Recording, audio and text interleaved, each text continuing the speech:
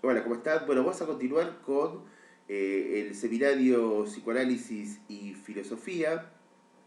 En esta oportunidad vamos a avanzar, ¿no? Ya venimos trabajando el proyecto moderno con Descartes como su fundador. En esta oportunidad vamos a avanzar con Kant, el gran pensador de la modernidad.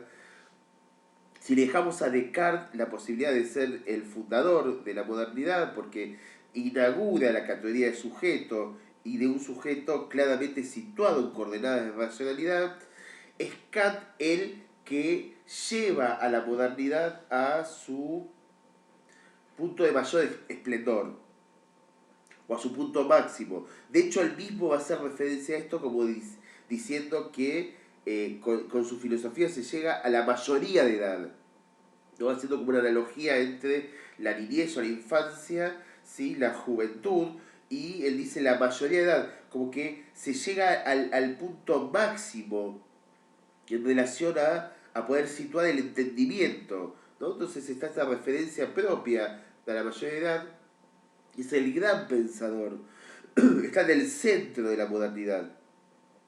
Igual acá venimos trabajando en este seminario, este nudo entre la fundación cartesiana, si se quiere, como el aseguramiento, ¿no? El reaseguramiento que Kant hace de la modernidad, y Hegel, que claramente avanza, avanza más allá de Kant, pero también es cierto que en ese avance empieza a quebrar el proyecto moderno, ¿no? O sea, si Kant lo construye sólidamente al proyecto moderno, Hegel, que avanza, no es que Hegel retrocede, avanza tanto que empieza a poner en cuestión, todavía moderno, Hegel empieza a poner en cuestión el proyecto de la modernidad. Pero nosotros estamos siguiendo esta lógica, la fundación cartesiana, la construcción sólida del proyecto con Kant, quizás el máximo referente de la modernidad, y finalmente Hegel, que avanza empezando a resquebrajar ese proyecto moderno, aunque evidentemente también lo potencia hacia su, al resquebrajarlo, lo potencia hacia uno puede pensar, Hegel efectivamente cumple el sueño kantiano. Lo que queda planteado en Kant como cierto sueño de llevar al sujeto trascendental, vamos a ver qué es eso, a su máxima expresión, esto lo podemos ver en Hegel, tanto que ese sujeto en realidad se resquebraja y el mundo del que habita se resquebraja por haber llegado tan lejos. Pero seguimos esta lógica. La fundación cartesiana, Kant solidificando, construyendo un proyecto sólido con la modernidad, y Hegel, de alguna manera, extendiendo ese campo. Lo conocemos como proyecto moderno. La modernidad es un momento en la filosofía, el siglo de las luces, esto está más referido a Kant, pero es un momento de iluminación, porque en realidad el sujeto rompe sus ataduras con lo que se conocía como lo oscuro medieval para estos filósofos. Estos filósofos dan cuenta que hubo un principio, hubo una primera luz dentro del campo de la filosofía que tiene que ver con la racionalidad, que lo ubican en los clásicos, en Sócrates, Platón y Aristóteles. Es un momento de bastante iluminación en el campo del pensado humano, pero esto quedó oscurecido con el avance de lo medieval, donde la mística, sobre todo religiosa, y nuevamente los mitos toman el campo del saber humano, aplanando de alguna manera esto que los griegos habían logrado con la razón, con el avance sobre lo racional. Kant, sobre todo, pero con Descartes, Kant y muchos pensadores modernos, situaban una suerte de nueva iluminación, lo que se conoció como iluminismo o el siglo de las luces, o el momento de las luces, porque incluye más de un siglo, donde nuevamente el sujeto se libera de lo oscuro, de las ataduras medievales, y vuelve a acceder, e incluso de mejor forma, vuelve a acceder a esto que los griegos iniciaron del lado de la razón. O sea que el proyecto moderno es un gran proyecto iluminador de lo subjetivo, que avanza en todos los campos, avanza en el campo del conocimiento, avanza en el campo antropológico, avanza en el campo del derecho, ¿no? Todos los campos filosóficos, avanza en el campo de la filosofía práctica, de la ética, avanza otorgándole al sujeto una nueva iluminación. Y desde el lado de la corriente alemana, para mí gustaba más de decir de una nueva ilustración. O sea, el sujeto efectivamente alcanza nuevas disposiciones en el campo del saber y la razón, y del alcance de la verdad. Por eso que se habla de Kant como el filósofo que está en el centro del siglo de las luces o de la iluminación moderna, pero también de la ilustración. Ese sujeto ya no es, bueno, vuelvo a la referencia de él, ya no es el niño que recién explora el campo del saber, que esto es la referencia más a los griegos, y que ya pasó la turbulencia adolescente, y la referencia más si quiere como a los momentos medievales, y está accediendo a la mayoría de edad, porque está encontrando un modo más ilustrado de llegar a la razón, a la verdad y al conocimiento. En este contexto aparece Kant como este filósofo que efectivamente construye esta iluminación ilustrada del sujeto. Y además él produce un sistema filosófico. No todos los filósofos han podido situar sistemas filosóficos. La filosofía ubica como sistemas filosóficos cuando un filósofo avanza en todos o en casi todos los campos filosóficos, construyendo no una teoría filosófica o una filosofía, de alguna manera armando un nuevo paradigma filosófico. Se avanza en todos los grandes campos de la filosofía, conjuntamente con un sistema coherente, con coherencia interna, y entonces eso produce un nuevo paradigma dentro de la filosofía. No todos los filósofos han logrado esto. Si se quiere, Aristóteles, el primer gran filósofo, también se le podría dar ese lugar a Platón. Son los primeros grandes filósofos que construyen sistemas filosóficos, porque su obra versa sobre todos los ámbitos conocidos de la filosofía. O sea, hablado, produjeron, escribieron sobre todo lo que se conocía de la filosofía. Después no hay otro gran filósofo como Platón y Aristóteles hasta quizá Santo Tomás, ¿no? Como referente de la escolástica en los finales del pensamiento medieval. Ni siquiera Descartes tiene ese lugar, porque Descartes, si bien es un gran filósofo y tiene este lugar de fundación del sujeto moderno, no logra construir un sistema filosófico. Ahora, claramente este título le cabe a Kant.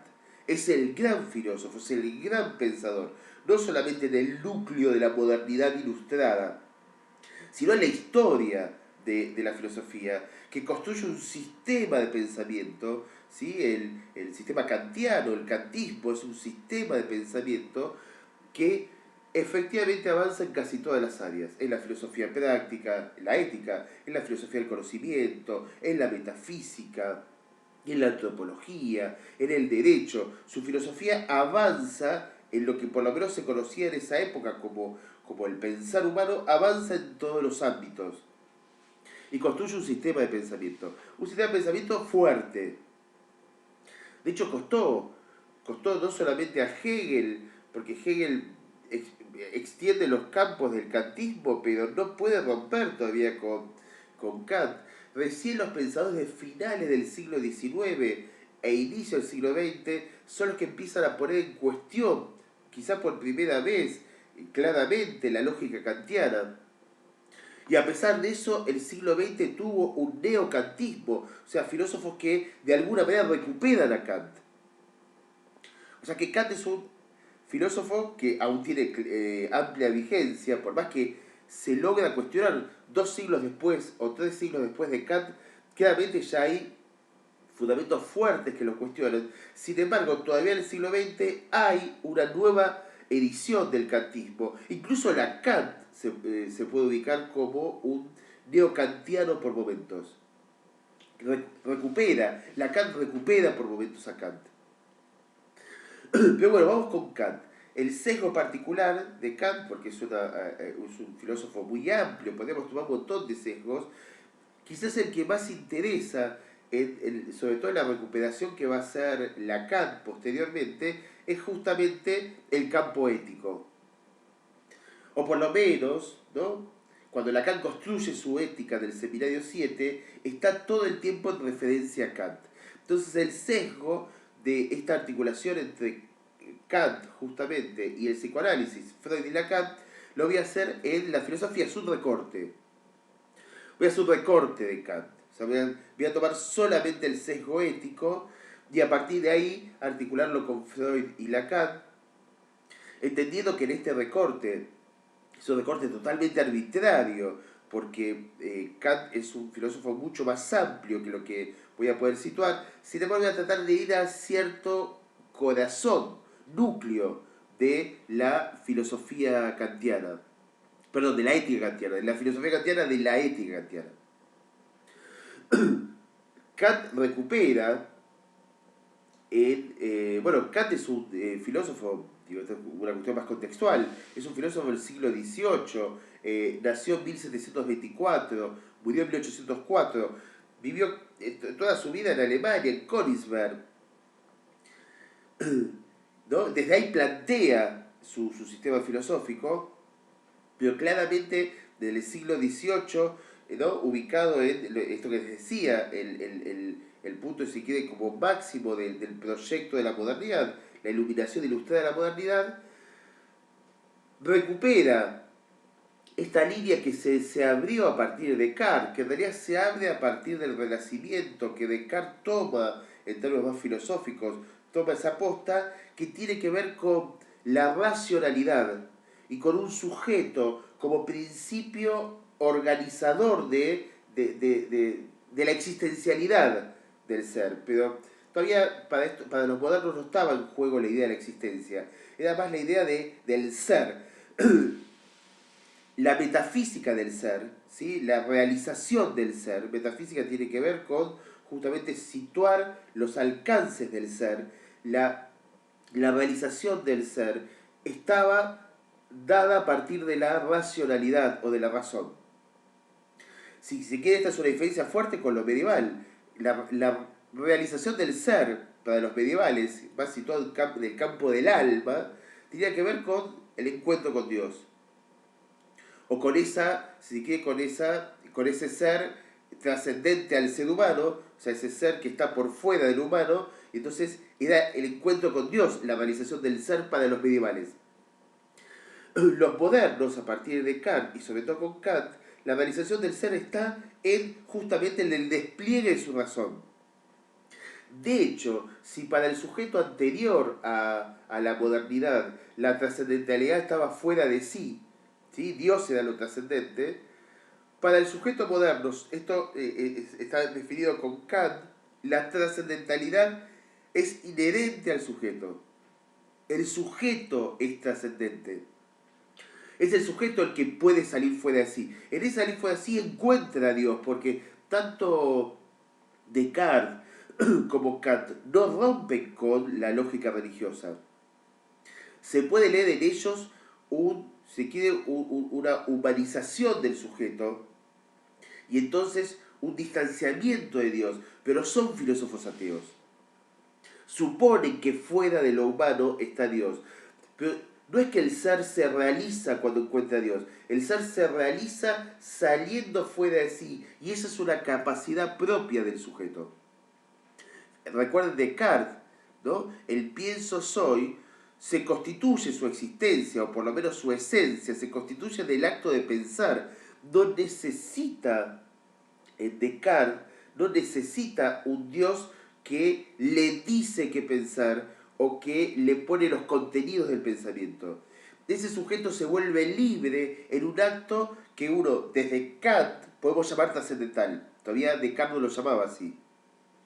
Porque el sujeto, uno podría pensarlo de esta manera, el sujeto con sus propias herramientas piensa, percibe, entiende con sus propias herramientas y construye entonces el mundo que habita.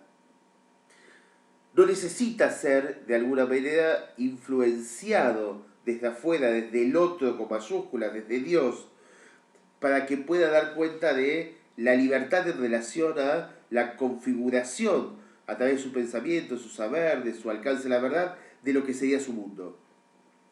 Por eso que Kant, de hecho, va a definir al sujeto trascendental, Kant, porque es el sujeto el que efectivamente realiza ese movimiento trascendental de descubrimiento del mundo. No es que Kant duda que haya Dios, pero no le interesa, se distancia de Dios. Un poco Descartes también hace esa operación. Por eso la trascendentalidad kantiana. La trascendentalidad kantiana, lo trascendente en Kant, el sujeto trascendental de Kant, ese sujeto que por sí solo puede alcanzar la verdad, ¿no? Hay un límite al alcance de la verdad, eso tiene que ver con la filosofía del conocimiento. No vamos a entrar acá, porque para Kant es imposible, efectivamente, lo digo lacaniano, saber toda la verdad. Es imposible, pero alcanza el fenómeno. O sea, Kant piensa que el sujeto alcanza el fenómeno, que son las apariencias de la verdad, por sí solo. No necesita, no es que Dios le dice qué pensar, o qué saber, o hasta dónde llega la verdad. El sujeto llega por su propia trascendentalidad, al entendimiento, y esto es gracias a la razón. Digo, por eso son pensadores modernos, Descartes, Kant, la razón, recuperan la idea de la razón, y esto supone una libertad para lo subjetivo. Yo les decía esta cuestión de que Kant piensa que se llega a la mayoría de edad, porque el sujeto, con su trascendentalidad, alcanza a pensar por sí solo. Es una gran metáfora kantiana, ¿no? Es como, bueno, el niño que todavía no podía pensar y que necesitaba de los padres, ¿no? O el adolescente que todavía tenía un juicio equivocado y que solo con la juventud se alcanza una estabilidad suficiente del campo de la razón que suponga que se entiende, se logra el entendimiento. Ese es el sujeto trascendental kantiano. Es un sujeto que claramente Kant lo sitúa a partir de la metafísica, ¿no? Porque sitúa sus alcances como el ser, pero que efectivamente recupera esta línea cartesiana de un sujeto como principio organizador de esa trascendentalidad. O sea, ese sujeto kantiano es un punto se quiere como un punto de individuación, no en el sentido individual, sino de individuación del ser que desde ahí conoce, desde ahí se lanza hacia la trascendentalidad, desde ahí alcanza una relación con la ley, ¿no? O sea, ese sujeto es el sujeto cartesiano que efectivamente Kant lo trascendentaliza, lo pone todavía más en un lugar central y le permite mayor alcance. Ya no es solamente pienso, entonces soy de Descartes, es porque pienso y soy, entonces mi trascendentalidad, diría Kant, me va a permitir saber qué es lo que debo hacer, saber qué es lo que tengo que pensar, saber qué es lo que tengo que conocer. Esa es la trascendentalidad kantiana. Pero dije que iba a ser el sesgo en la cuestión ética, porque es la que nos interesa en principio por cómo después la van a recuperar Freud y Lacan, porque se suele hablar de la ética en Lacan para hacer referencias a cómo avanza a partir de Kant, pero me parece que hay un movimiento interesante en Freud. Este sesgo en particular, que es el de la ética en Kant, lo voy a ubicar sobre todo desde Fundamentación de la Metafísica de las Costumbres, que es un texto de 1785 de Kant. Está 4 años, es 4 años anterior a la Crítica de la Razón Práctica, que es otro gran texto de Kant sobre el campo de la ética. Si quieren, estos son como los textos más fuertes, nucleares de la ética en Kant. Fundamentación de la Metafísica de las Costumbres de 1785 y 4 años después Crítica a la razón práctica. Digo, hago un paréntesis acá, la filosofía que se llama filosofía práctica es la que justamente explora el campo de la ética. El campo de la ética va más o menos por la pregunta del qué se debe hacer, ¿sí? Este es más los kantianos. En los clásicos, por ejemplo Aristóteles, la pregunta estaba más referida a qué es el bien. Pero en última instancia tiene que ver con la acción.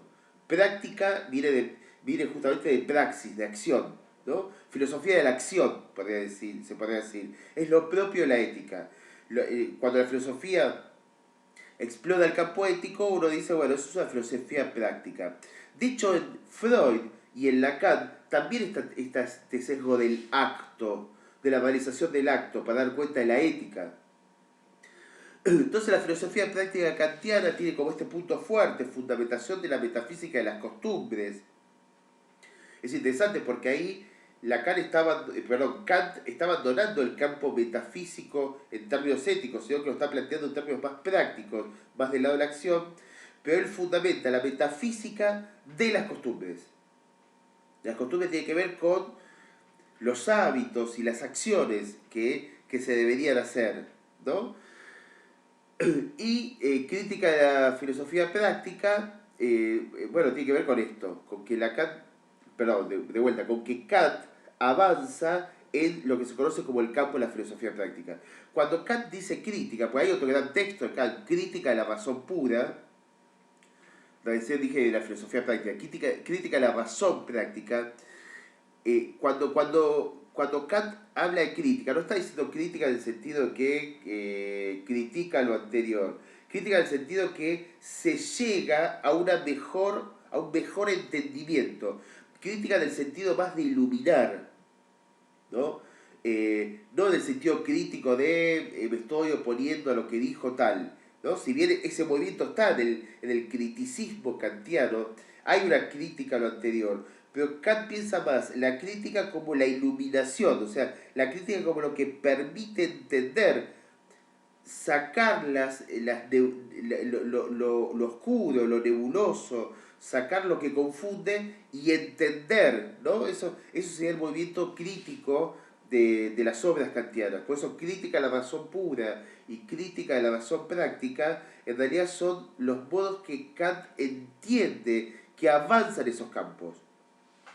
Entonces le decía, fundamentación de la metafísica de la costumbre de 1185 y 1189, crítica de la razón práctica, es como el núcleo de la ética kantiana.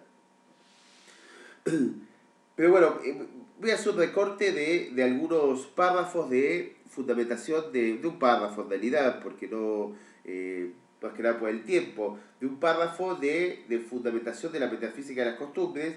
Antes hago una contextualización, ¿no? Ese sujeto de la modernidad, el que Kant recupera, que es un sujeto que se vale por sí mismo en el conocimiento y en este sentido del campo del saber sobre lo ético, que lo hace a través de la racionalidad, ¿sí?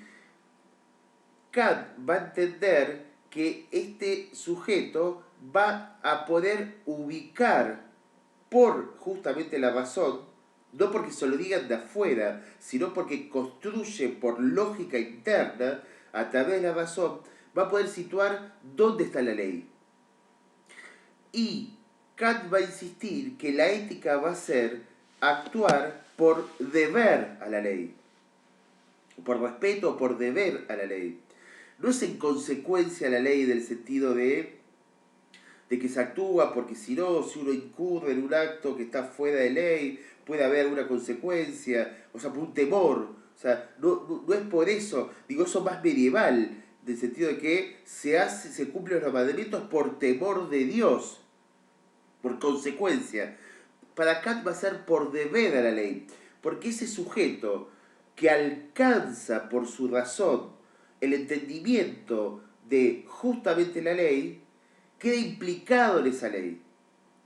O sea, el sujeto, por más individual que sea, en este acto de pensar lo ético, el sujeto construye la ley al poder situar con su razón trascendental, al poder situar cuál es la ley, la construye en ese mismo acto. Queda implicado en esa ley. No es una ley que le viene de afuera, es una ley autónoma. La autonomía también es un concepto fuerte de Kant. Es una ley autónoma porque ese sujeto diseña con su propia razón la ley. Si seguimos parafraseando a Descartes, pienso, luego soy ético, ¿no? Porque ese efecto del pensar que se construye esta trascendentalidad en el campo ético. Ahora, también una breve paréntesis. Para Kant, como para muchos filósofos también ya desde antes de Kant, pero queda mucho más claro en Kant, una cosa es el campo moral, que serían como los contenidos del bien y del mal, el código, los mandamientos, esto está bien, esto está mal, las leyes, en el sentido de los códigos civiles o el código penal. Una cosa es eso, otra cosa es la reflexión ética. La reflexión ética tiene que ver justamente con poder pensarse en ese entendimiento de dónde estaría la ley. Kant no hace una moral, Kant no reproduce un conjunto de mandamientos de lo que se debe hacer en el sentido de la obediencia. Kant plantea un sujeto que por su autonomía, trascendentalmente por su autonomía, alcanza el entendimiento de la ley, pero no es que lo alcanza en el sentido de esta ley me viene de afuera, construye, en ese alcance construye la ley. Entonces, ¿qué ha implicado con la ley? Eso es la ética. Y entonces actúa por deber a esa ley. Por deber a esa ley porque no es una ley, o sea, su autonomía lo lleva a actuar por deber. Porque no es una obediencia, es una confirmación de lo que se pensó. ¿No? Ese sujeto, por su razón, entiende dónde está la ley y entonces actúa por deber, no en el sentido de la obediencia, sino en el sentido de la autonomía, porque su acto es el que constituye dónde estaría el mismo campo de la ley. Y esto lleva a lo que se conocen como las máximas kantianas, que son varias máximas, en fundamentación plantea 4 máximas, pero vamos a quedar con la primera máxima, que es la más conocida. Máxima tiene que ver con esto de la formulación de un enunciado, la formulación de un enunciado que puede tener valor justamente de máxima. Un valor, o sea, es un enunciado que funciona como una suerte de a priori, ¿no? Como un axioma. Se construye ese enunciado y desde ahí después se desprenden otros. En ese sentido, es el sentido que le da Kant a sus máximas. Entonces ahí, Kant, en este contexto, que el sujeto trascendentalmente por la razón alcanza a entender una ley que es autónoma, y entonces por deber a la ley dirige, orienta su acción, este sería como el corazón de la ética kantiana, ahí aparece su primer máxima. En la página 36, bueno, de esta edición que tengo de Udeva, estoy desatando la página, estamos en me parece que era la parte 2, no, perdón, el capítulo primero de fundamentación de la metafísica de las costumbres, promediando casi hacia el final, dice, solo la representación de la ley en sí misma, desde, ¿no? Empieza, en realidad son 2 párrafos, solo la representación de la ley en sí misma, o sea, el sujeto logra situar una representación de la ley, la cual, desde luego, no se encuentra más que en el ser racional. ¿Ven? El proceso moderno es claramente racional. O sea, el ser racional logra construir una representación de la ley, en tanto que ella, la ley, y no el efecto esperado, es el fundamento determinante de la voluntad. La ley construida, alcanzada por el sujeto racional, se vuelve el fundamento de la voluntad, no las consecuencias, no los efectos de la ley, sino el principio mismo de construcción de esa ley, es lo que empuja la voluntad. También es un concepto fuerte en Kant, la voluntad. La voluntad es un querer, ¿no? La voluntad es un querer, para la filosofía kantiana, es un querer que orienta la acción. La voluntad de actuar por deber en relación a la ley es lo que lleva a la acción ética. Si se quiere, la voluntad en términos kantianos puede ser, bueno, sería, esto lo vamos a ver ahora, lo vamos a ver, lo que Kant va a poner del lado de la voluntad, Lacan lo va a poner del lado del deseo, pero ya lo vamos a ver eso. Voluntad no es igual a deseo, pero esa es la transformación que va a hacer Lacan. Lacan va a hacer esa transformación. Lo que Kant lee como voluntad, en ese lugar va a poner el deseo. Sigamos.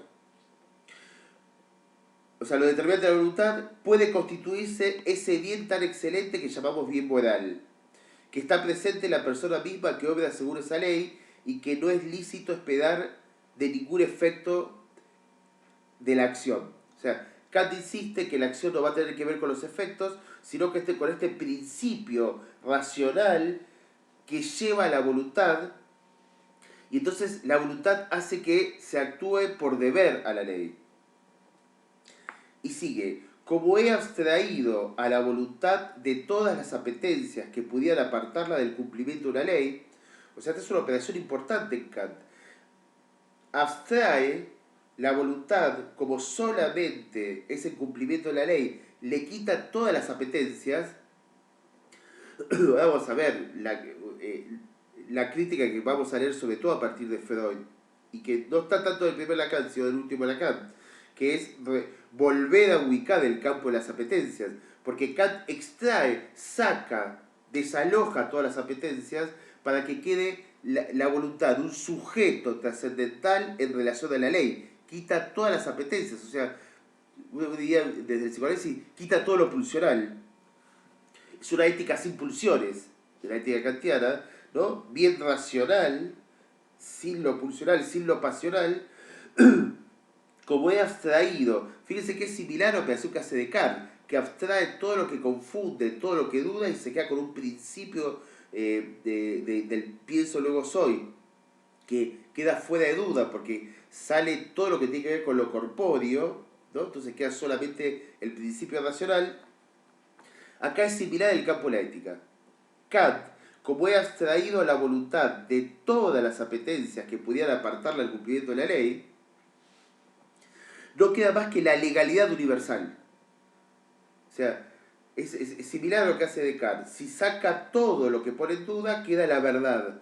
Acá, si saca todas las apetencias, la voluntad queda solo dirigida hacia la ley. No queda más que la legalidad universal de las acciones en general. Es una ética racional, ¿no? Si bien, lo estoy planteando en este lugar como tan absoluto, entonces me parece, bueno, la ética no es tan racional. Bueno, lo cierto es que este modo de pensar la ética sigue estando muy fuerte, todavía incluso hoy, ¿no?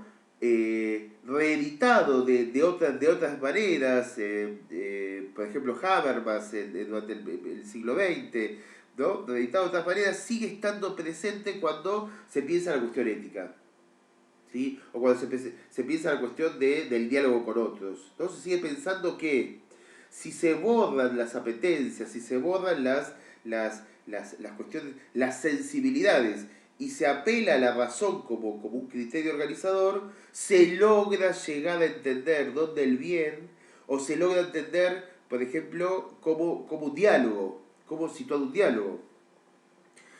Hay muchos filósofos que todavía sostienen que hay, no solamente filósofos, pensadores, que hay políticos, la política como ciencia, que hay la posibilidad del diálogo, o sea, que hay la posibilidad del acuerdo. O sea, nosotros como filósofos claramente ubicamos que hay todo el tiempo algo que descentra la razón, ¿sí? Pues el inconsciente descentra la razón no queda del centro, pero además todo el campo pulsional, la extensión pulsional, no se puede sacar, y además pone en juego todo el tiempo que eso que se piensa o que eso que se construya pueda efectivamente ser una práctica racional pura y libre, sino que está todo el tiempo de alguna manera embarrada por el campo pulsional. Pero bueno, Kant pensaba, muchos filósofos todavía hoy, pensadores en general todavía hoy piensan que si saco todo lo que embarra, saco las pulsiones, saco las apetencias, saco las sensibilidades, saco el cuerpo, en última instancia,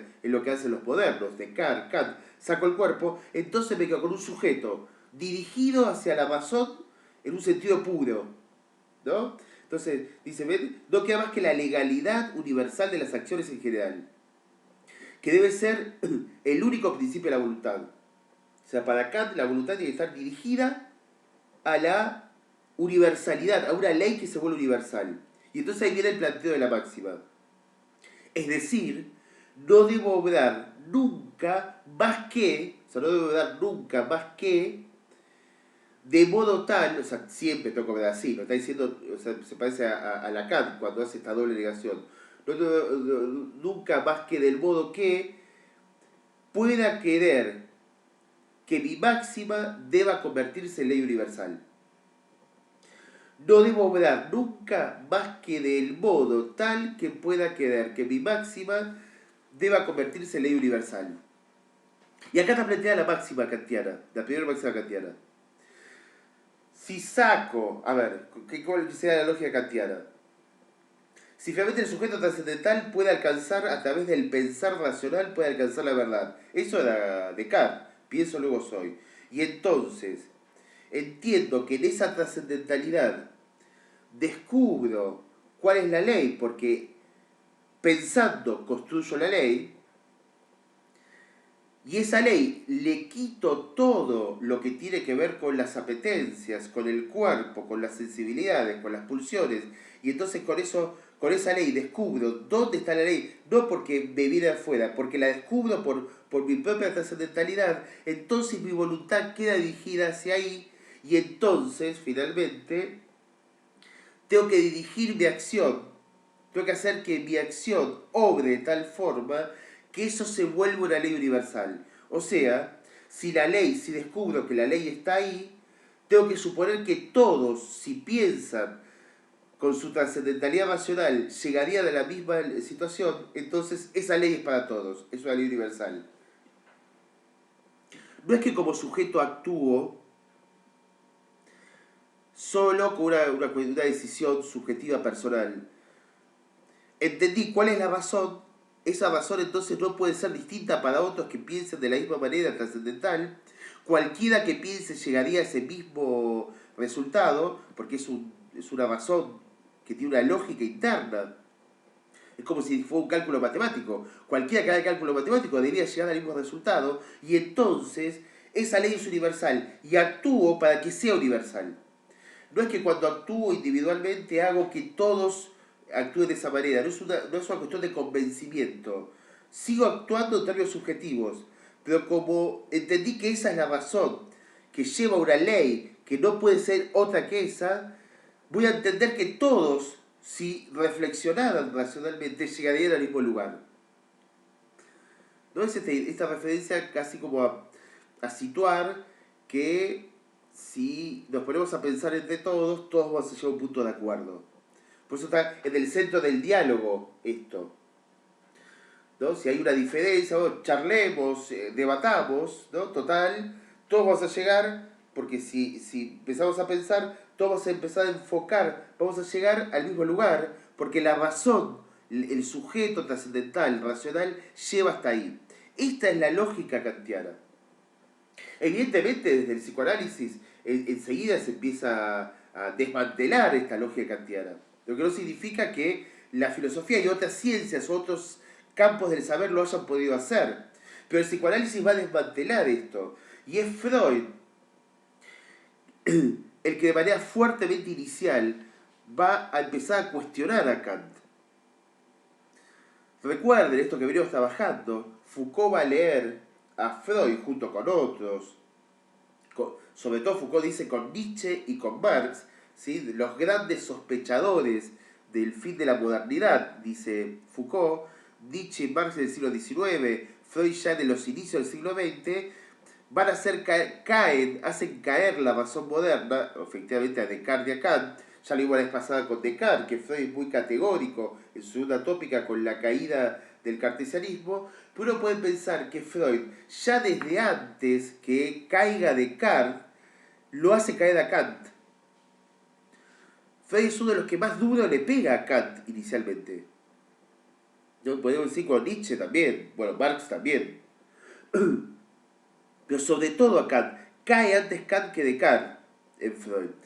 ¿Por qué? Porque Freud, si bien coquetea con el sujeto racional moderno, cartesiano, todavía con su primer tópica, Freud, si bien corre un poco las pulsiones en la primera tópica, después Freud claramente recupera lo pulsional, pero en la primera tópica plantea una tópica dinámica, lo consciente, lo inconsciente, con una situación de dinámica, de representaciones que están en tensión, pero donde no está todavía el peso puesto en lo pulsional, sino que todavía está puesto en el, si se quiere, en la dinámica de las representaciones.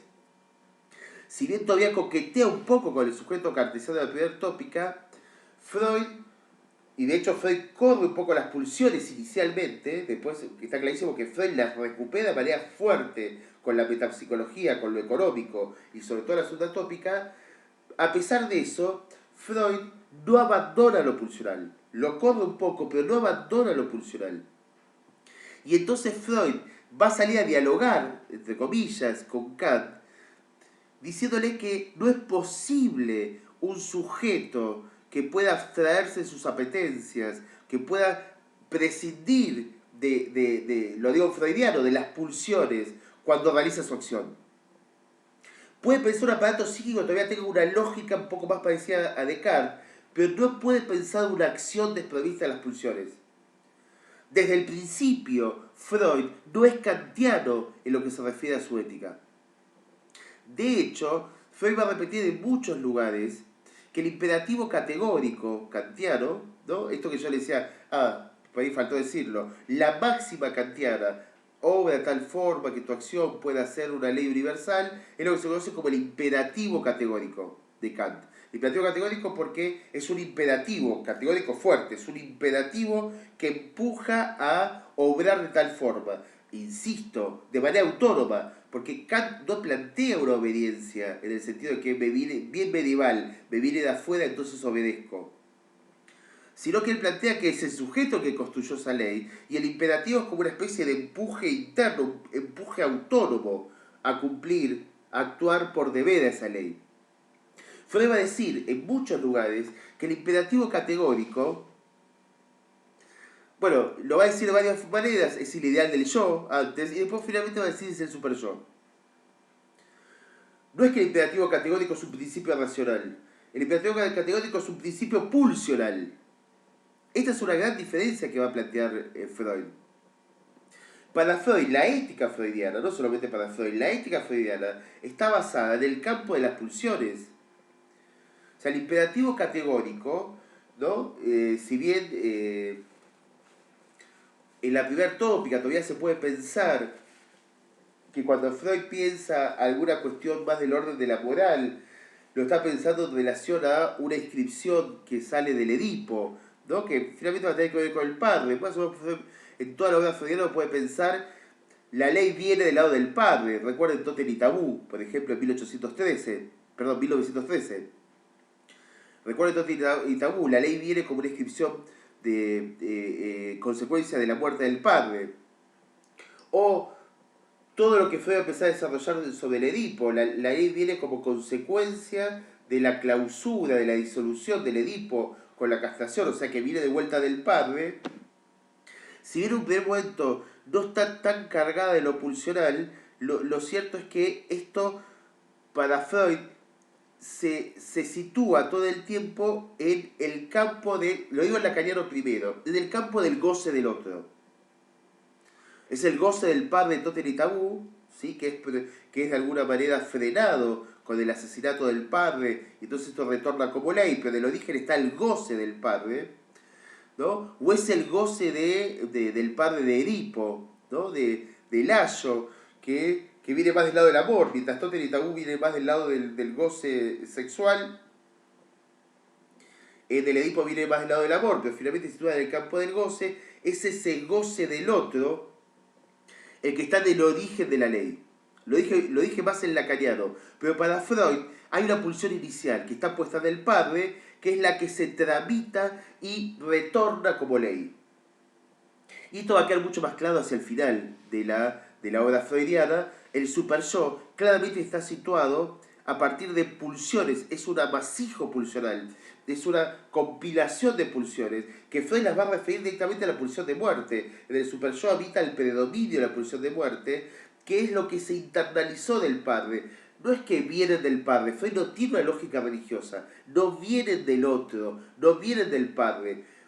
En ese lugar que se supone estaba el padre, la subjetividad construye, inscribe lo que finalmente van a ser los fundamentos éticos.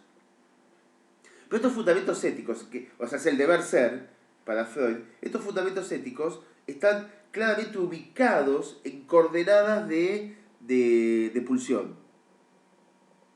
O sea, el principio ético organizado de la subjetividad no es una ley racional, no es una trascendentalidad del sujeto que alcanza la verdad a través de la ley racional, sino que es una vasija, una colección de pulsiones internalizadas que lo empujan pulsionalmente a, en realidad para Freud, a pasarla mal. Porque en realidad el super yo, cuando se pone severo, trae grandes niveles de mortificación sobre la subjetividad, sobre el yo de la segunda tópica, sobre la subjetividad en términos freudianos en la segunda tópica. Pero esto ya se ve desde el principio. Ahí donde Kant ubicaba la voluntad dirigida a una ley universal de estas pulsiones, Freud iba a decir, para un poco, no se puede extraer lo pulsional. Mientras más querés extraer lo pulsional, más te retorna la pulsión, justamente. Freud va a decir que hay un imposible ahí de quitarse, sacarse encima las pulsiones. La aventura neurótica es justamente la que nos recuerda todo el tiempo, que lo pulsional insiste en los síntomas, en el malestar, en la angustia, pero también en la acción concreta, en el acto de la subjetividad. Recuerda Freud, no se actúa por recuerdo, saber o recuerdo, se actúa por repetición, dice Freud, a veces, diría mucho más que a veces. Se actúa por repetición, se actúa sin saber que se actúa, o sea, la razón no puede, en términos kantianos trascendentales, en términos freudianos, la razón no puede situarse como principio universal de la acción. El, el principio de la acción, ahí te tengo que hablar más de singular, finalmente va a ser el campo pulsional. Y en ese sentido, la ética freudiana se soporta en ese sujeto, un sujeto pulsional, que además tiene el inconsciente que descentra la razón consciente de los modernos. O sea, es esa doble operación freudiana. El inconsciente muestra que no hay sujeto trascendental que pueda pensar libremente y que con ese pensar logre llegar conscientemente hacia alguna verdad, sino que el inconsciente descentra todo el tiempo y además lo pulsional es lo que efectivamente empuja. Recuerden la metáfora de Freud del jinete y el caballo salvaje, ¿no? El jinete sería la razón y el caballo es el empuje, que es el inconsciente y lo pulsional. O sea que Freud propone una ética donde la subjetividad claramente es pulsional, no es racional. Pero además, seguramente pensaron ustedes en este momento, pero la ética freudiana no era la de los escritos técnicos, no. Esto me parece que es una confusión que circula entre muchos analistas. Freud plantea una serie de consejos al médico, por ejemplo, a la iniciación de tratamiento. Los escritos técnicos de 1912-1913, los famosos escritos técnicos, Freud plantea ahí un modo de pensar el dispositivo y él los ubica como esto, consideraciones técnicas de un dispositivo, pero que él aclara que es el modo en que él hace el psicoanálisis, que podrá haber otros modos. No es esa la ética freudiana. Eso es un conjunto de disposiciones técnicas, el dispositivo analítico. Y entonces ahí sí, a partir de ahí se escribe esta cuestión de, bueno, cómo actuar en un análisis.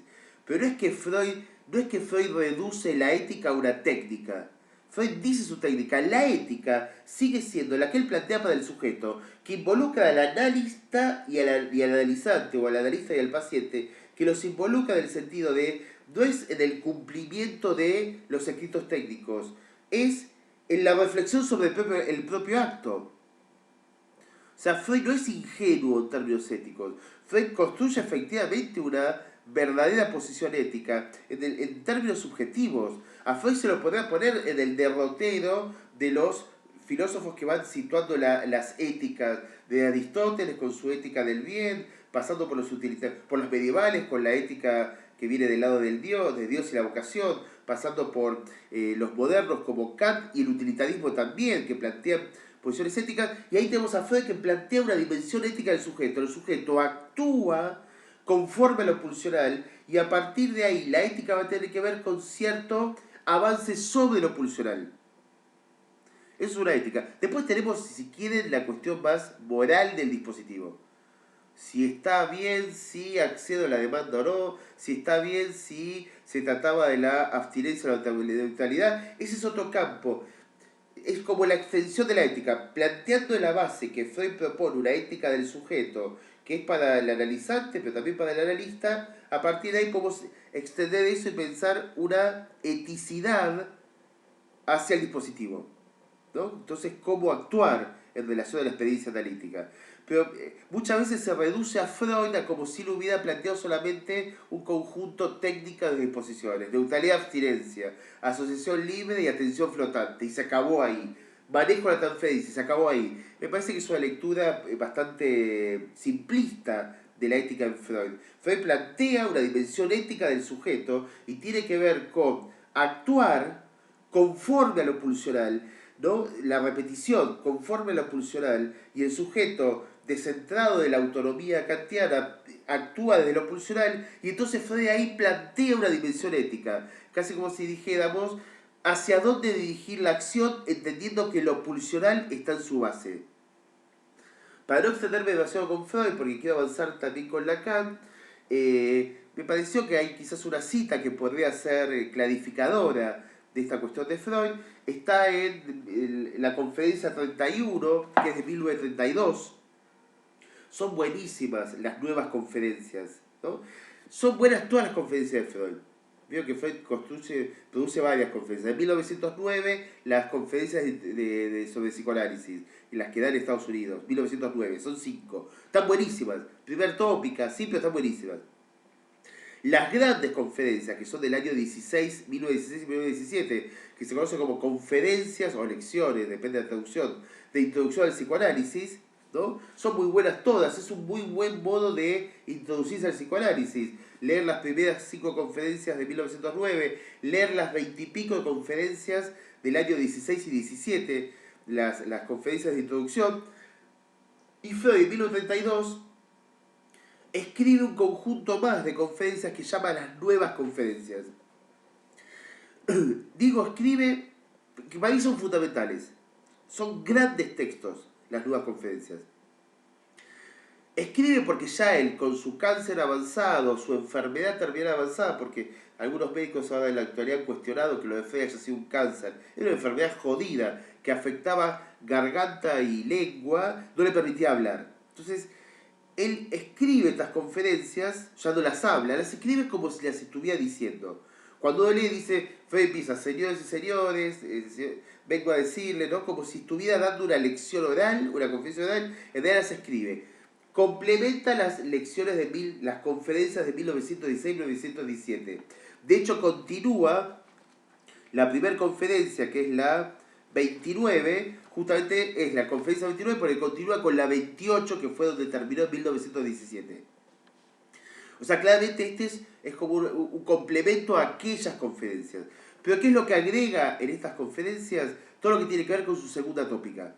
Están buenísimas, porque ahí es Freud haciendo un esfuerzo, escribiendo, ¿no? Porque ya no puede ni siquiera hablar, haciendo un esfuerzo, no puede hablar bien, digo, por lo menos frente al público, haciendo un esfuerzo en esa escritura por agregarle a aquellas conferencias lo nuevo. Lo nuevo, que es la segunda tópica. Pulsión de muerte, el yo, hecho super yo,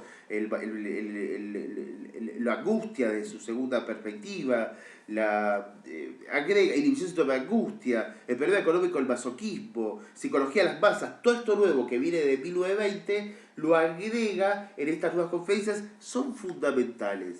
A mí me gustan mucho las conferencias. Son fundamentales porque plantean justamente lo que Freud necesitó situar, ¿no? Porque le quedaban cortas las conferencias anteriores. Esto nuevo es como, es el empuje freudiano. Es como si Freud estuviera diciendo, le faltan todavía algunos años antes de morirse, pero como si Freud entendió en 1932 que él tenía que agregarle esto a sus conferencias. Le agrega: esto nuevo es fundamental. Por eso se toma el trabajo de agregar estas conferencias.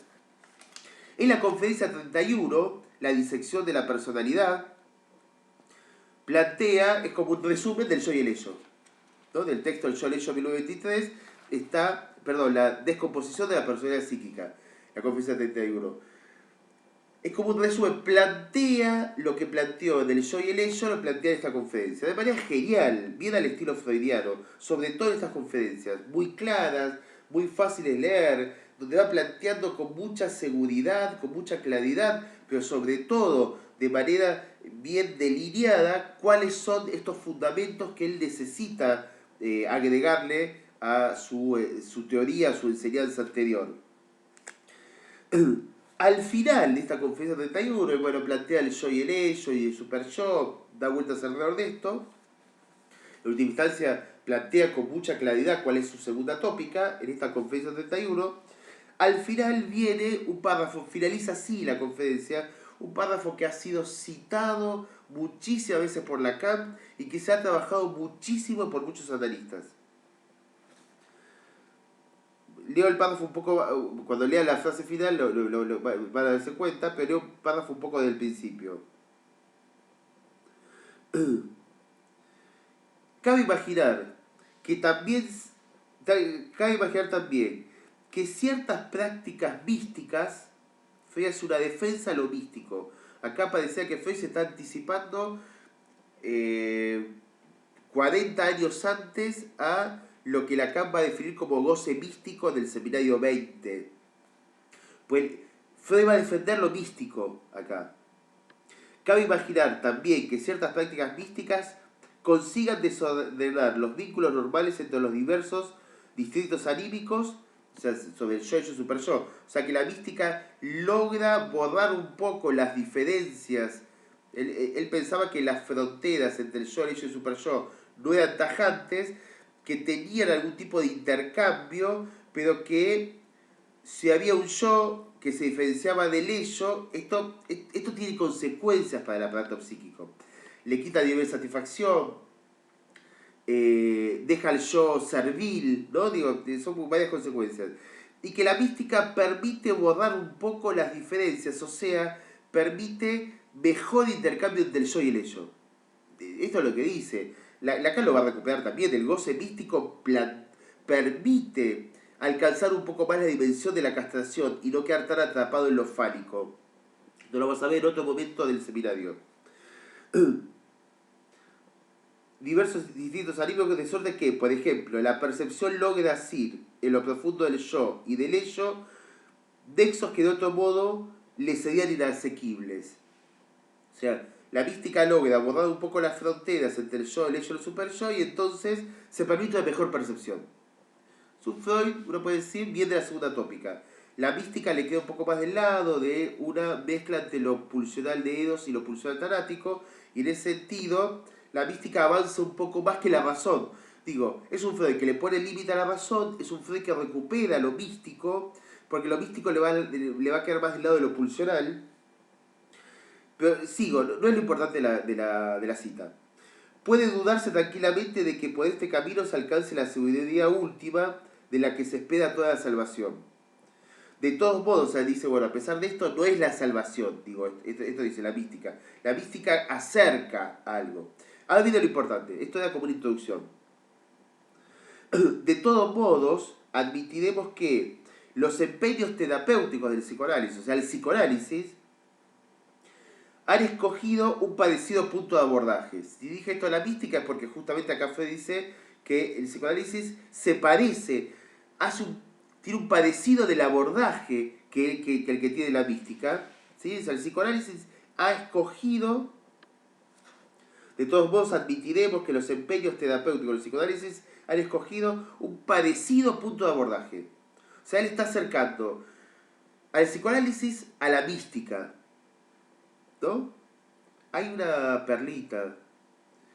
Freud antes de morir deja algunos escritos inconclusos, pero también deja algunas anotaciones en un cuadernito, deja algunas anotaciones por el día, ¿no? Por el día, o sea, fecha, y escribe una frase pequeña, una oración, una frase pequeña, ¿no? Y está en el último tomo, bueno, justo no lo tengo acá, lo pueden rastrear en el último tomo, que es el tomo 23, tengo justo acá el 22, es lo final, es lo último. Vaya todo a entender. Lo último es esas pequeñas anotaciones. La última anotación freudiana dice goce místico. Vayan, si quieren vayan a buscarla. O sea, Freud hacia el final parecía que conectaba de su vida, de su obra, parecía que conectaba con algo de la mística. Lo dejo para que esto se pueda seguir trabajando en otro momento del seminario y quizás el seminario del cuatrimestre que viene, para que se pueda trabajar alguna cuestión de qué significa ese goce místico. En efecto, dice, se refiere al psicoanálisis que tiene un abordaje similar a la mística, en efecto, su propósito es fortalecer al yo. Esto ha sido cuestionado muy fuertemente por los lacanianos. Freud no está diciendo fortalecer al yo del espejo, al yo consciente imaginario. El yo de la segunda tópica freudiana no es el moi del espejo. El yo de la segunda tópica freudiana es el je del primer Lacan. Y como Lacan lo va a traducir muchas veces, es el sujeto. El yo de la segunda tópica freudiana es también inconsciente y Freud lo aclara innumerables veces esto. No es el yo de la percepción consciente, es el yo como, si se quiere, como constitución de un sujeto. Un lugar donde se constituye, en realidad parte el sujeto. O sea que cuando Freud dice fortalecer al yo, no está diciendo al yo imaginario. Uno puede leerlo en términos de cómo lo va a traducir Lacan, no puede decir fortalecer al sujeto. Igual esto sería cuestionable, ¿qué sería fortalecerlo? Pero por lo menos una primera aclaración es que Freud no está hablando del yo, no es un ingenuo. Freud no está hablando de fortalecer el yo imaginario. Freud está diciendo fortalecer a ese principio de la subjetividad que es el yo de la segunda tópica. Ahora cuestionemos fortalecer. ¿Qué sería fortalecer? Bueno, ahí para Freud es darle quizás mejores armas. Un saber hacer. Si somos buenos con Freud, sería que ese yo alcance un saber hacer distinto con lo que le pasa, en términos lacanianos. Si somos malos con Freud, decimos que pareciera que Freud está haciendo una pedagogía de la subjetividad. Freud está diciendo es fortalecer al yo, es que el análisis le permita mejores herramientas con lo que le pasa.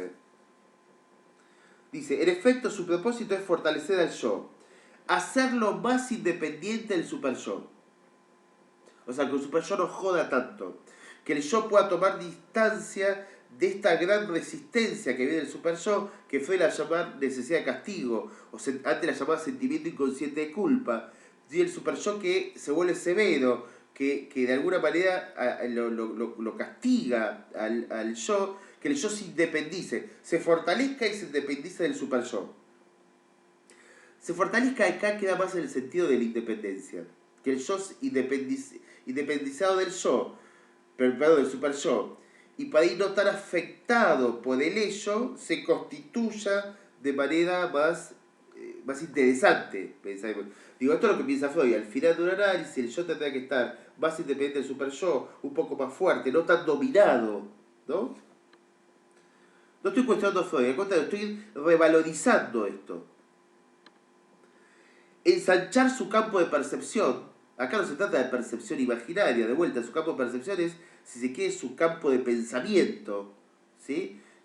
Lo digo en términos más psicopatológicos, clínicos psicopatológicos, que el yo no esté tan neurótico, no esté tan tomado por sus síntomas, no esté tan dominado por sus pulsiones. Esto es lo que está diciendo Freud, que se vuelva un poco más autónomo en el sentido de que el psicoanálisis genere una práctica libertaria de la subjetividad. Sería que el yo esté un poco más fuerte, que se amplíe su campo de percepción, que no esté tan dominado por el super yo. ¿Ven? Dice, ensanchar su campo de percepción y ampliar su organización, de manera que pueda apropiarse de nuevos fragmentos del ello. O sea, ampliar el yo, independizarse del super yo y que ese yo asimile partes del ello. ¿No? Fíjense cómo es un final ético.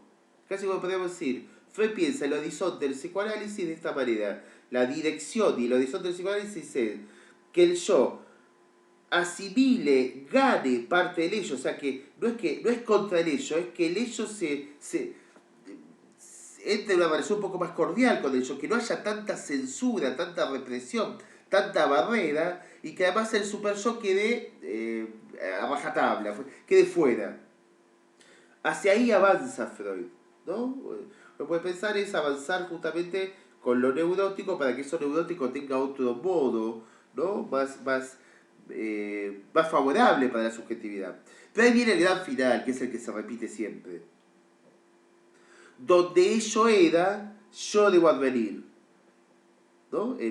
La frase en alemán, "Wo war, soll ich werden", ¿no? Es donde ello era, yo debo advenir. Soll ich werden. Yo debo advenir. ¿No? Wo war, donde es ello, es en alemán, ello era, el yo debe advenir. Lacan lo traduce donde ello era, el sujeto debe advenir. Por eso les digo que Lacan traduce el yo de la segunda tópica freudiana por el sujeto del sujeto de la estructura. No importa si lo decimos en lacaniano o en freudiano, o en alemán, ¿sí? Donde ello era el yo de advenir, la traducción literal en alemán, o si lo traducimos a este modo en que Lacan lo pone, donde ello era el sujeto debe advenir. Esto se ha trabajado mucho, ¿qué es lo que le estaba diciendo? En el campo del ello, si saco el super yo, lo dejo, puedo tomar distancia, me independizo del super yo, y queda la relación entre el yo y el ello, ganar campo del ello, que el yo gane campo del ello, o sea, donde ello era, que eso se vuelva parte del yo, del sujeto, sería subjetivar aún más lo pulsional. Esa es una dirección ética que plantea Freud. Donde estaba manejado por las pulsiones, porque es inevitable, porque no es como pensaba Kant, que puedo sacar las pulsiones por la ventana como si nada pasara. Donde Freud dice, donde eso estaba, ello, entonces avanzar subjetivamente para poder hacer algo distinto con las pulsiones. Es el fin de análisis también de lacaniano, saber hacer con el síntoma, con el síntoma, o saber hacer con los goces, ¿no? El yo freudiano de la segunda tópica, en un análisis va adquiriendo un mejor hacer, un saber hacer con lo pulsional. Uno puede pensar, ahí donde Kant saca las pulsiones y plantea una ética abstracta, racional abstracta, Freud, embarrado en lo pulsional, desde ahí, entendiendo la verdadera miserabilidad de las pulsiones, la grandeza y la miserabilidad de las pulsiones, porque las pulsiones son del orden de lo grandioso, del sentido de la vida, el eros, pero también de cierta miserabilidad. Eros y Tánatos tienen grandezas y miserabilidades, cualquiera de las pulsiones. Desde ese barro, Freud avanza diciendo, bueno, se puede hacer algo con lo pulsional, no sacarlo fuera, no en el sentido mileriano, acotar el goce, en el sentido de transformar cantidades de pulsión y hacerlas posibles para el sujeto. Donde ello era, entonces eso adviene como sujeto. Y esto se entiende justamente con la frase que sigue. Porque estamos hartos de repetir esta frase, donde ello era, yo advenir, pero no seguimos con la frase freudiana. Cito la cita, voy a la cita literal. Donde ello era, yo de advenir, punto seguido, o sea, no se corta la frase. Digo esto porque es un problema de lectura que a veces tenemos analistas. Digo, está bien que leamos una frase descolgada, pero si hay un punto seguido, por lo menos sigamos un poquito más. Porque es eso lo que le va a dar sentido a lo anterior. Si cortamos ahí y quitamos lo que viene después, es un acto de censura. Pero además, es un acto de acotamiento de la frase original y entonces de una interpretación desviada, o una interpretación errónea, una interpretación por lo menos excesivamente parcial. Siempre van a ser parciales interpretaciones. Pero por lo menos leamos hasta el punto final.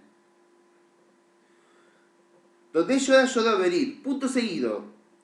Es un trabajo. Freud está diciendo, esto es un trabajo. Es el trabajo de análisis. El trabajo de análisis es hacer que el ello no quede disociado del yo, que el ello se reconcilie con el yo, o sea, ganar campo pulsional, un campo pulsional que pueda ser incorporado a la subjetividad, o sea, ganar niveles de satisfacción, que pueda ser, que no vengan como retorno a lo reprimido del síntoma, que se gane pulsión de la vida cotidiana, ¿no? Es un trabajo de cultura, dice, como el desecamiento del Suidirs. El Suidirs era, en 1932, los Países Bajos, Holanda en aquel entonces, bueno, ahora se llaman los Países Bajos, que incluye Holanda y otros Países Bajos, ¿no? Tenía una parte del mar, el Suidirs era una parte del mar que ingresaba sobre la tierra. Y en 1932, justo en el año de la conferencia, inician una obra magnífica, que se termina 2 años después. Feuilles escribe esto cuando se está iniciando la obra. La obra es colocar una serie de diques, cierran, ese mar era como una entrada que entraba sobre el territorio, eran más o menos como 100 kilómetros por 50, es una dimensión importante, 100 kilómetros de largo por 50 donde el mar entraba, era mar, pero que tenía profundidad baja, más o menos 4 metros de máximo profundidad. Era como un mar que ingresaba a una zona, ¿no? Y entonces bastante con poca profundidad, pero que era un mar que tenía mucha correntada, entonces cada tanto las mareas inundaban lo que quedaba en territorio. ¿Qué es lo que se ocurre a, bueno, Países Bajos? Es armar una serie de diques, cerrar la entrada y ese mar se fue secando. El desecamiento, dice Feuille, del Suirdis. El desecamiento. Se fue secando, quedaron un par de lagos y tierra seca. 100 kilómetros por 50. No estamos diciendo poca cosa, ¿eh? Estamos diciendo, es como de Buenos Aires a pasando Zárate. Desde el río, incluyendo toda la zona de Pilar y Escobar. Digo, es un gran... es todo el distrito 15, ¿no? Toda esa zona se le gana al mar. Se le ganó al mar. Quedaron un par de lagos, pero ya no ingresó más el mar, quedó contenido, pues esa serie de diques quedó contenido, y entonces se ganó como tierra, y de hecho hay toda una provincia de los Países Bajos que está ubicado ahí. Es una provincia, se ganó una provincia, los Países Bajos, ¿no? Fíjense cómo dice Freud en el final, dice, ¿no? Donde ello era, yo de venir, es un trabajo de la cultura como el desecamiento del Suirdis. O sea, en el aparato psíquico él también plantea ponerle ciertos diques a lo pulsional, incesto, parricidio, ciertos diques a lo pulsional, para que justamente la pulsión no sea como ese mar que ingresa inundando todo el tiempo, sino que quede controlado y entonces el yo gana espacio. No es que el yo se vuelve fuerte, le gana espacio al ello. El yo logra habitar las tierras del ello. En ese sentido, el análisis para Freud se vuelve un avance, porque no es que controla, no es que saca el super yo y mantiene mucho dique con el ello. El dique lo va corriendo, ganándole territorio al ello, en el sentido de asimilar mejores partes del ello. Para que entre otras cosas no haya tantos síntomas, no haya tantas inhibiciones, no haya tanta angustia. Esa es la ética freudiana. Una ética pulsional que avanza sobre el ello, reconociendo el barro pulsional, avanza sobre una subjetividad que incluye al ello. En un avance que uno puede pensar, el psicoanálisis produciría una salida más libertaria al sujeto, pero es un sujeto que tiene mejores perspectivas sobre su existencialidad, porque incluye, además del yo, porciones de territorio del ello. Pero dejo un poco a Freud porque si no me va a dar tiempo para Lacan. En Lacan tenemos un problema en términos éticos. En Lacan tenemos un problema todo el tiempo, que es que el primer Lacan y el último Lacan plantean diferencias importantes. Y que si nos centralizamos en el primer Lacan y no puedo hacer la lectura del último Lacan, a veces incurrimos en no solamente un problema, porque Lacan siguió produciendo. Si nos quedamos sobre el primer Lacan y no podemos leer algo del último Lacan, ahí estamos en un problema, porque Lacan dijo más de lo que dice el primer Lacan, sino que además a veces nos quedamos quizás con una precisión todavía inicial de Lacan, donde Lacan le dio alguna vuelta más. Pasa eso en la ética, pasan un montón de cosas. Pero Lacan produce una ética en su primera enseñanza, en su primer momento, la ética, la primera enseñanza de Lacan, produce una ética, que es la que se conoce como la ética del deseo. Pero Lacan no frena ahí. Lacan va a producir una nueva ética distinta, diferenciada de esta ética del deseo, sobre todo en los últimos seminarios, pero sobre todo en el seminario 24. Yo rápidamente voy a proponer este recorrido. No voy a sentarme tanto en la ética del deseo, porque esa es la que quizás más se conoce. Se va a trabajar también en otros seminarios, la ética del psicoanálisis. No voy a sentarme ahí, sino que justamente quiero indicar la continuidad, la ruptura, la continuidad y la ruptura que Lacan produce del seminario 24. Vamos primero a la ética del seminario 7. Es un Lacan que les decía la vez anterior, les decía que es un Lacan que todavía adhiere al cartesianismo, el sujeto del inconsciente que plantea Lacan en su primera enseñanza todavía es cartesiano. En todo caso uno puede pensar, quizá la inversión que hace es que el sujeto sea inconsciente, pero sigue situado a partir de los significantes. Es real, pero sigue situado a partir de los significantes. Y en ese sentido uno puede pensar, uno puede ubicar que es a partir del pensar. Quizá la diferencia con Descartes, que el pensar sea inconsciente, mientras que en Descartes esto no está aclarado. El pensar en Lacan es inconsciente, y esto no estaría aclarado en Descartes, pero es la misma lógica. Un sujeto que ha constituido entre significantes. Un significante representa un sujeto con otro significante. En este contexto del seminario 7, todavía enclavado en lo que se conoce como su primera enseñanza, finalmente Lacan va a producir una ética.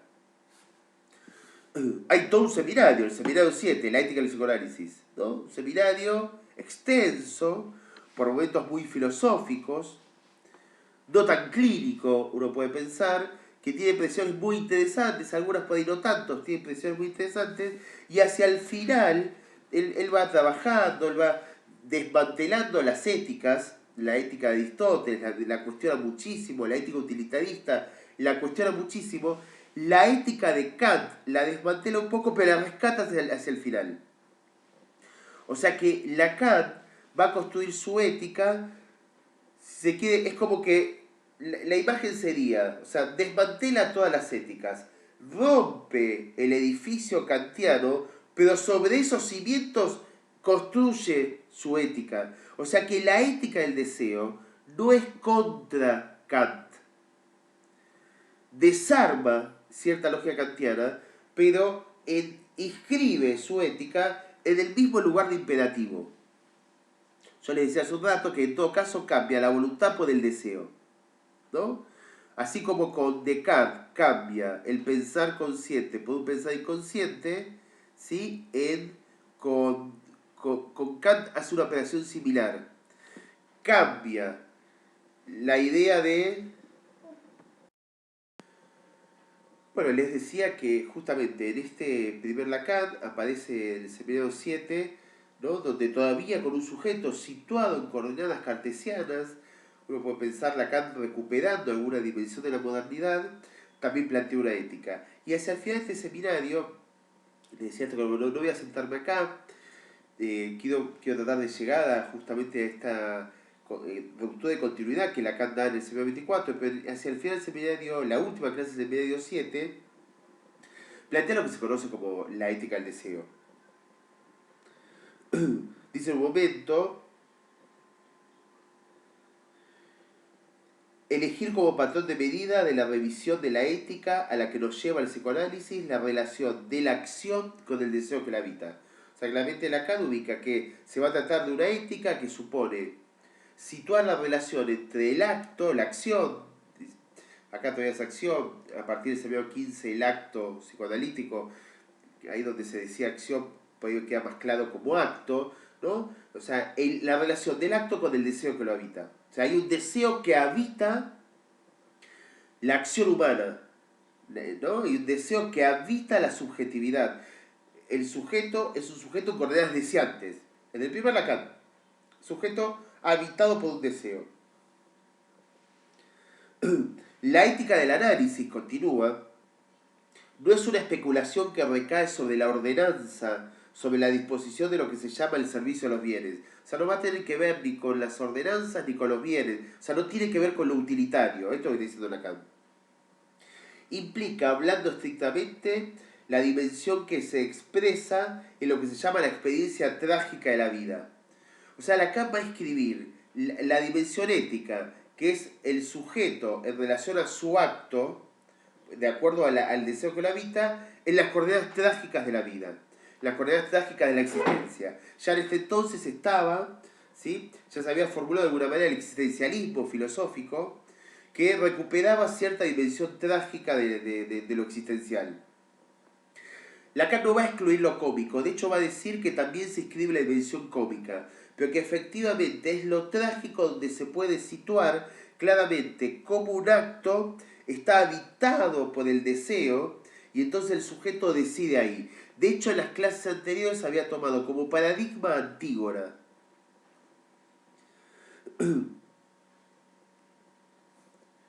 Una revisión ética, hago salto algunos párrafos, ¿no? Y hacia el final de la página 373 dice, una revisión ética es posible, o sea, una nueva ética, un nuevo modo de pensar la ética, del psicoanálisis es posible. Un juicio ético es posible, o sea, Lacan está diciendo, hay posibilidad de la ética, ¿no? La ética del orden de lo posible. Te a ver que para Lacan la última ética sitúa más lo imposible de la ética, pero ya vamos a ir a eso. Una revisión ética es posible, un juicio ético es posible, que representa esta pregunta con su valor de juicio final, ¿no? Es muy finalista Lacan en este seminario, como si la ética es el acto trágico, habitado por el deseo, que entiende la lógica de un juicio final, ¿no? Se entiende del marco que está definiendo la ética. Y entonces dice, ¿no? Representa una pregunta, dice, ¿ha usted actuado en conformidad con el deseo que lo habita? Esta es una pregunta que no es fácil de sostener, dice Lacan. Pretendo que nunca fue formulada en otra parte con esta pureza y que solo puede serlo del contexto analítico. ¿No? O sea, el texto de Lacan es que solo en el contexto analítico se logra formular esta pregunta. ¿Ha usted actuado en conformidad con el deseo que lo habita? Esto se ha vuelto, porque Lacan le da esa estructura. Después en otro momento, va a decir, ¿no? Que, dice otra frase, propongo que de la única cosa de la que se puede ser culpable, al menos en la perspectiva analítica, es de haber cedido con su deseo. Ceder con su deseo, la culpa, o actuar conforme al deseo que lo habita, la dimensión ética, trágica de la ética, es como Lacan sitúa a esta ética que se la suele llamar ética del deseo, justamente porque es conforme al deseo que la habita. Lacan realiza una operación. Lo que estaba como voluntad que dirigía el acto, ahora es el deseo, que dirige el acto. En Kant, la voluntad dirige el acto hacia la ley universal.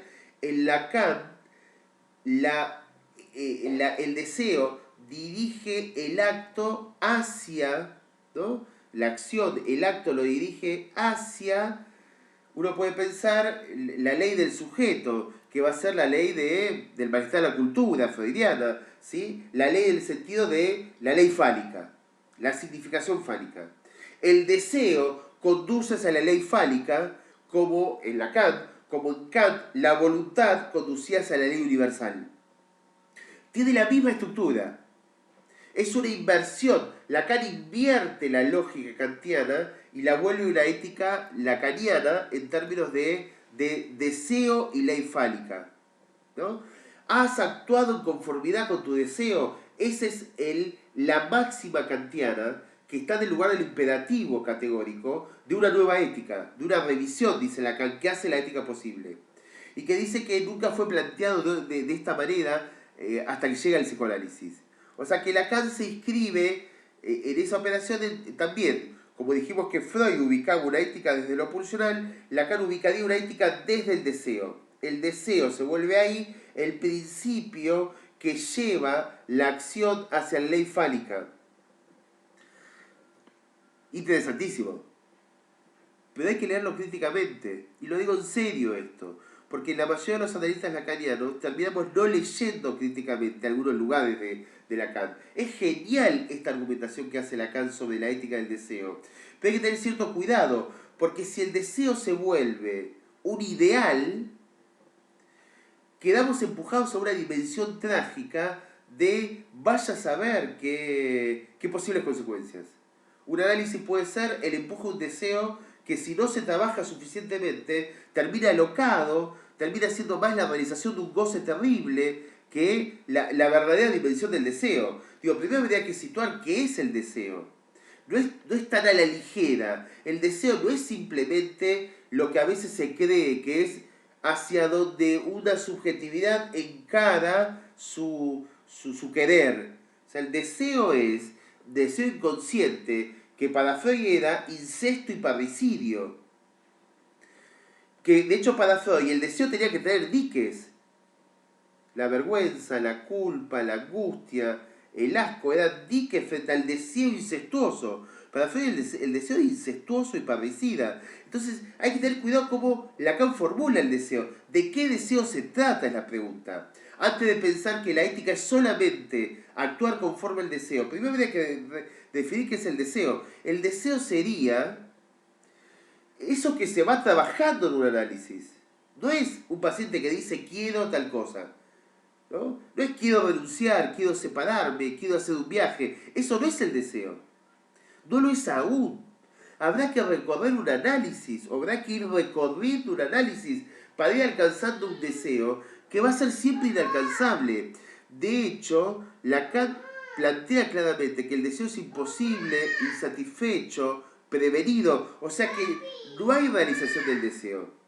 El psicoanálisis... Bueno, disculpen los cortes, los tiempos de cuarentena hacen que,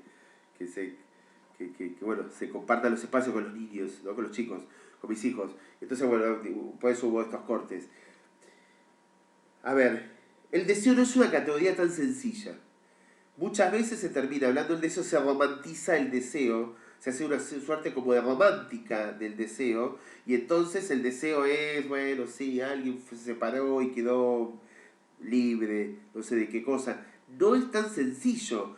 El deseo no coincide con lo que se construye muchas veces como el querer. Es algo que se va trabajando en análisis, pero además el deseo es un inalcanzable. Está siempre insatisfecho, siempre imposible, siempre prevenido. O sea que la ética del deseo no es realizar el deseo. La ética del deseo es sostener la imposibilidad del deseo. Esto es lo que Lacan está diciendo. Lo que pasa es que cuando se lee ese final tan fuerte que Lacan tiene del Severo 7, has actuado con furia con tu deseo, parecía que se empuja el deseo. Lacan no está empujando el deseo. Está diciendo si se actúa en conformidad con un deseo imposible, insatisfecho, prevenido. O sea, no si se hace el deseo en el sentido de una realización, sino si se entiende el deseo como imposible, insatisfecho, prevenido, y entonces se actúa en esas coordenadas. No hacia el deseo, es con el deseo. Se actúa hacia donde se pueda. Esto es lo que Lacan está planteando. Lo que pasa es que lamentablemente esto termina siendo leído como un empuje al deseo. Se vuelve, el deseo es un ideal como si fuera una meta a la que hay que llegar. Y se termina leyendo esta ética kantiana que tiene un punto genial, se termina leyendo en el sentido de la construcción de un nuevo ideal.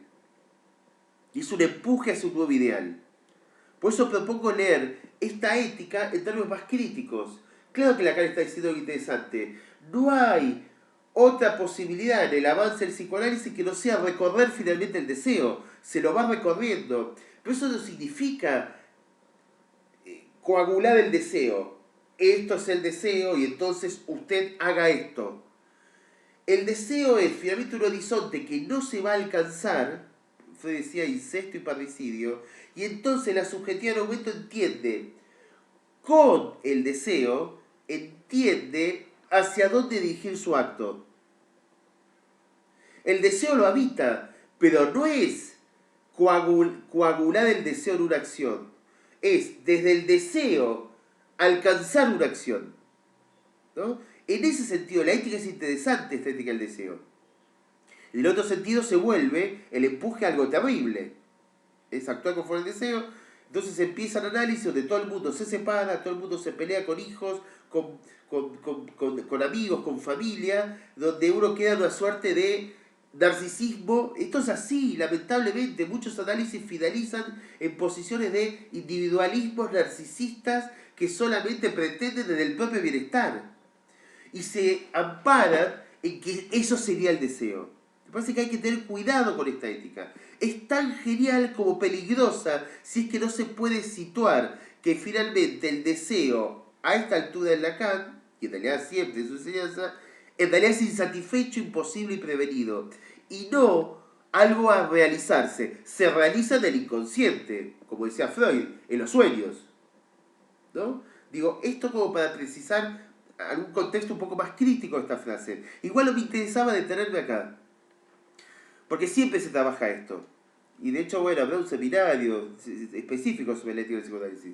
Me interesa avanzar, porque Lacan no se queda con esto. Lacan no finaliza su reflexión ética en este seminario. Continúa. Lacan le da vueltas a la ética en todos los seminarios. Avanza cada vez un poco más. Pero es sobre todo el seminario 24 donde Lacan va a plantear una nueva ética, lo suficientemente distinta como para plantear que ahí hay otra ética en Lacan.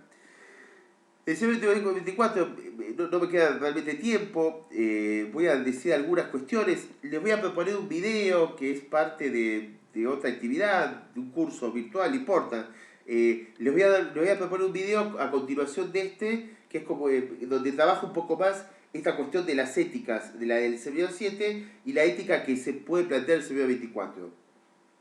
Pero el seminario 24, hacia el final del seminario 24, Lacan construye una nueva enunciación. Si tenemos esta enunciación que podemos llamar la ética del deseo, ¿no? ¿Has actuado en conformidad con el deseo que lo habita? Si este es un aforismo fuerte del seminario 7 de Lacan, Lacan construye otro aforismo del seminario 24 también fuerte.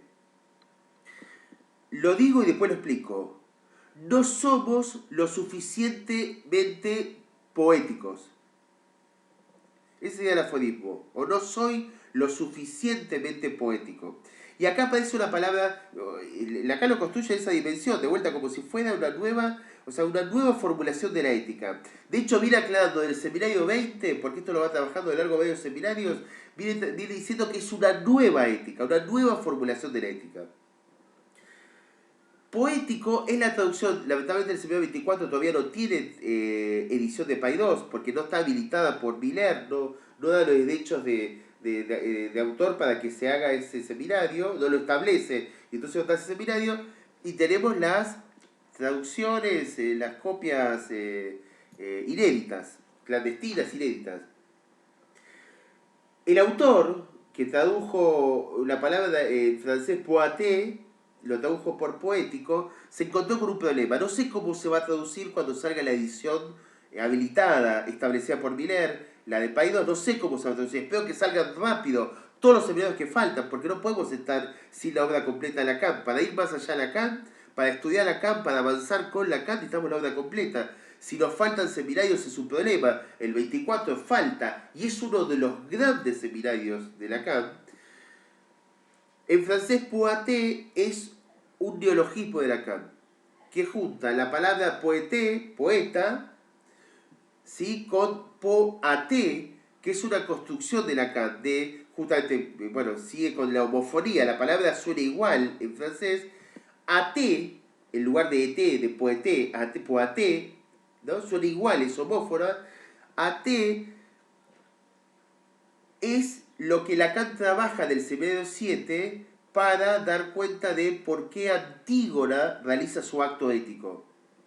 Recuerden, Antígona está pidiendo que su hermano sea sepultado. Creonte, el tío, dice que no, porque fue un traidor, ¿no? Y entonces Antígona reclama a Creonte. De hecho, va a morir Antígona en ese reclamo, ¿no? Y el coro le canta, el coro de la tragedia de Sófocles le canta que Antígona va directo hacia su Ate. Ate es fatalidad, destino, fatalidad para los griegos, ¿no? La Ate es una fatalidad trágica de la cual no podrían, o sea, se dirigen hacia ahí, ¿no? O sea, Edipo se dirige hacia su Ate cuando mata a su padre, Antígona se dirige hacia su Ate cuando reclama por el cuerpo de su hermano.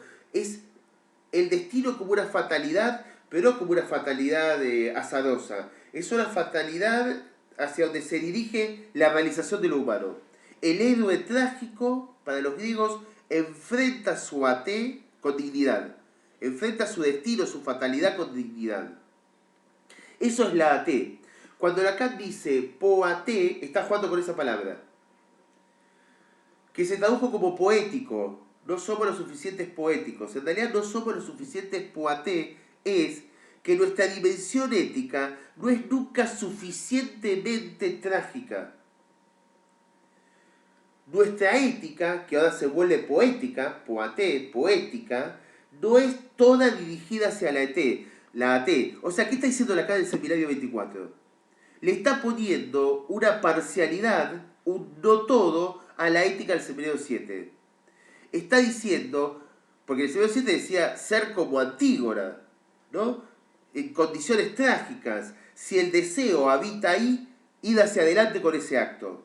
Lo que está diciendo acá Lacan es, no se trata de una totalidad trágica en el acto del sujeto. Entonces tampoco se va a tratar de una totalidad del deseo. No es que el acto es solo conforme al deseo que lo habita y entonces que se escribe en determinadas éticas. Es no todo en relación al deseo.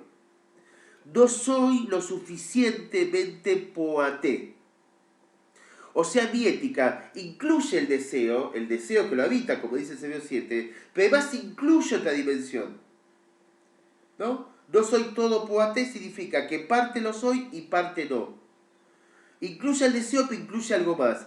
Incluye la tragedia, la dimensión trágica, pero incluye algo más. ¿Qué es lo que Lacan va a incluir? Incluye los goces.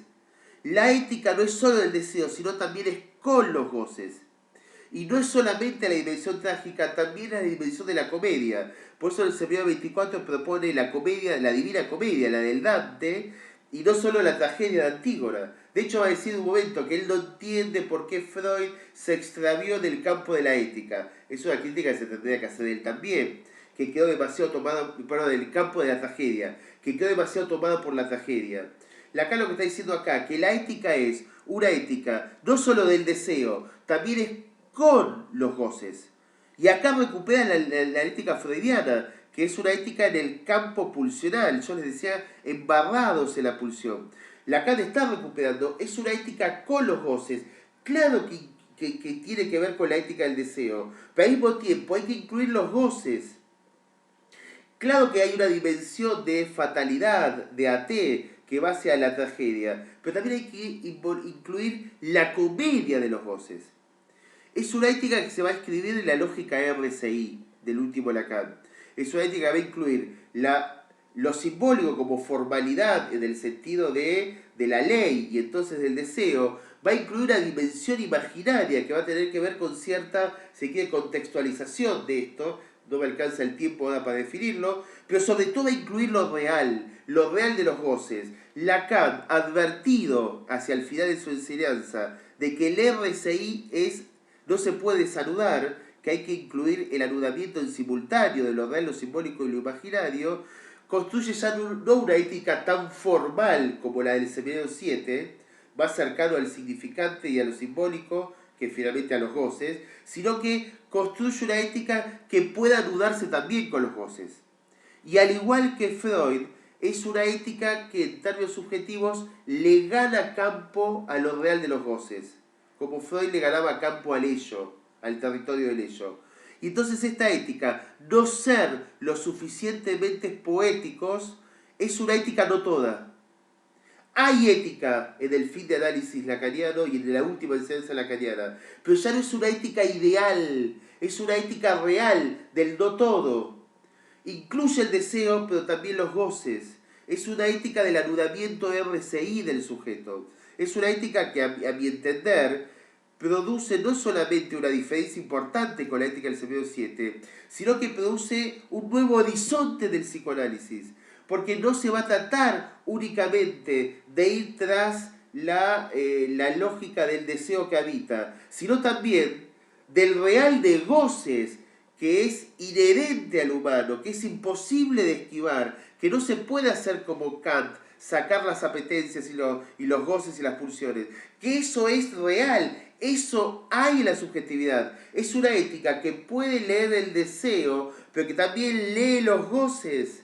Y entonces permite pensar una subjetividad donde su acto no sea solo en conformidad con el deseo, sino que también sea en consonancia, en resonancia, en consonancia con los goces que son un real de la subjetividad. Es una ética más humana, humana, demasiado humana, diría Nietzsche.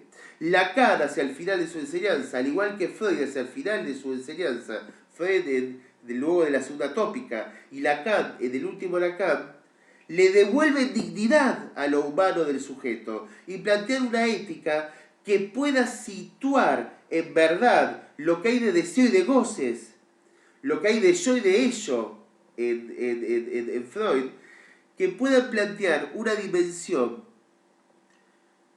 que sea, vuelvo a insistir, en verdad humana, demasiado humana.